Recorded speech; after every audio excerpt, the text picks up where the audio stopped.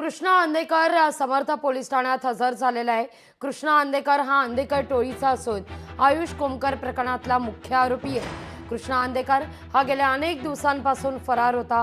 महत्त्वाची बातमी आहे, स्वतः तो समर्थ पोलीस स्टेशनला सरेंडर झालाय। कृष्णाची वैद्यकीय चाचणी देखील झाली आहे। आज दुपारी न्यायालयात त्याला हजर केलं जाणार आहे। कृष्णा अंधेकर हा आयुष कोमकर हत्या प्रकरणातील मुख्य आरोपी आहे। कृष्णा अंधेकरच्या शोधाकरता पथक सुद्धा तैनात करण्यात आलेली होती। पुणे पोलिसांच्या गुन्हे शाखेनं कृष्णा अंधेकर याला संपर्क करून हजर होण्यासंदर्भात इशारा सुद्धा दिलेला होता।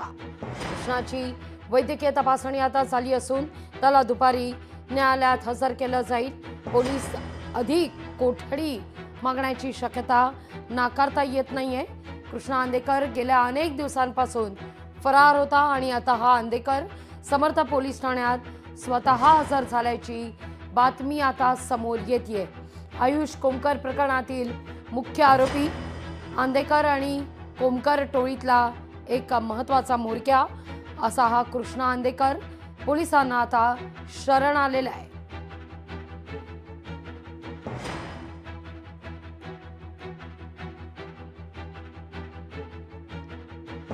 थेट दृश्य आपण या क्षणी पाहतोय। बॅरिकेडिंग करण्यात येत आहे, ज्या ठिकाणी कृष्णा अंधेकरला या ठिकाणी नेलं गेलं, जिथून या सगळ्या प्रकरणी आता तगडा बंदोबस्त देखील ठेवण्यात आलाय।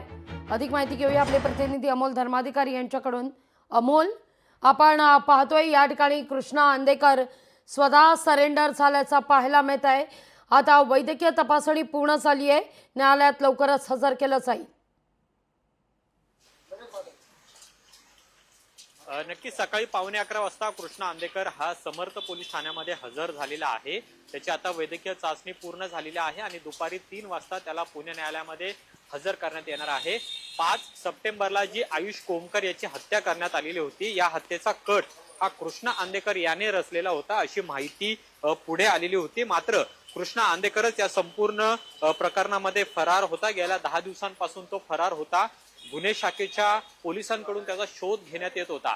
याआधी आपण पाहतोय की अंधेकर टोळीचे प्रमुख असलेल्या बंडू अंधेकर याच्यासह बंडू अंधेकर याचं कुटुंबीय, त्याचबरोबर त्यांच्या टोळीतले जे साथीदार आहेत जे या कटामध्ये सहभागी होते, यांना पोलिसांनी टप्प्याटप्प्याने अटक केलेली होती। मात्र कृष्णा अंधेकर जो मेन आरोपी आहे तो मात्र गेल्या 10 दिवसांपासून फरार होता।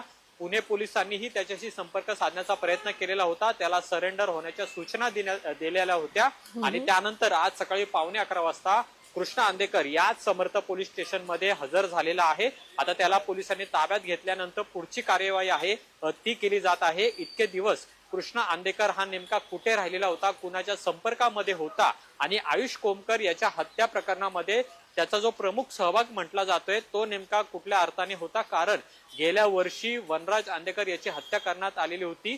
कृष्णा अंधेकर हा वनराज अंधेकर याचा भाऊ आहे आणि त्यामुळे भावाच्या हत्येचा बदला कृष्णा अंधेकर याने बरोबर 1 वर्षानंतर घेतला अशी चर्चा समोर आलेली होती आणि त्यामुळे आता या प्रकरणामध्ये एकूण 13 आरोपींना पुणे पोलिसांनी अटक केलेली आहे। 13 जणांवर गुन्हे दाखल झालेले होते। आतापर्यंत 12 जणांना अटक करण्यात आलेली होती। मात्र मेन आरोपी जो होता कृष्णा अंधेकर तो मात्र गेल्या काही दिवसांपासून फरार होता आणि आता स्वतः तो या पोलीस स्टेशन मध्ये हजर झालेला आहे आणि त्यामुळे आज आता न्यायालयामध्ये हजर केल्यानंतर पोलिसांकडून काय काय त्याबद्दलची माहिती न्यायालयामध्ये दिली जाते हे पाहणं महत्त्वाचं आहे आणि त्याची पोलीस कोठडी सुद्धा मागितली जाऊ शकते।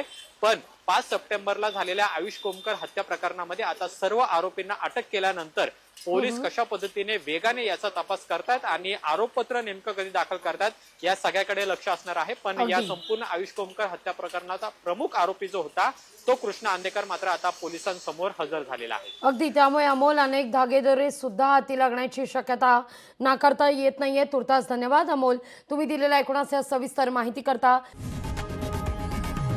लोकशाही मराठी ऐका, पहा, जागरूक रहा।